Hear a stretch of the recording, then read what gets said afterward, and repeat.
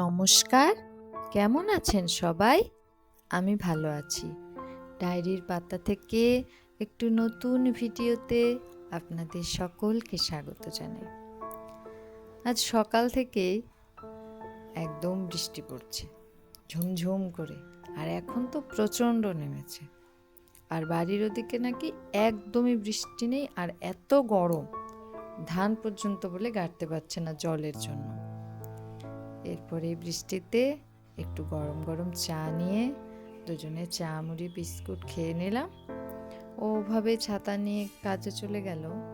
আমি একটুক্ষণ বসে থেকে একটু বৃষ্টিটা কমতেই ঘরদোর একটু গুছিয়ে নিলাম, বিছনা পাতি টেবিল একটু ঘরটা পরিষ্কার করে যা যাবতীয় কাজ সেরে স্নান করে রান্নার কাজে চলে এলাম। আজ রান্নার তেমন নেই, বাজারে যেতে পারেনি, কিন্তু কাল এনেছিল শাক। শাক কার না ভালো লাগে বলুন? আমার তো ভীষণ প্রিয়। আর বাঁধাকপির ঘন্ট করে রাখবো। শাক বলতে কলমি শাক।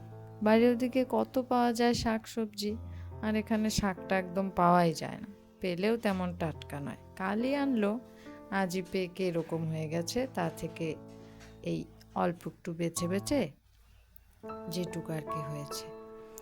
আর আমাদের তো বাড়ির পেছনে একটু এই দোলা জমি বলে আর কি, ওখানে কত কলমি শাক পাওয়া যায়। দুপুরে রান্না বান্না খাওয়া দাওয়া হয়ে গেছে, ও আবার কাজে চলে গেছে। আমি একটু বিকালে এসেছি ছাদে।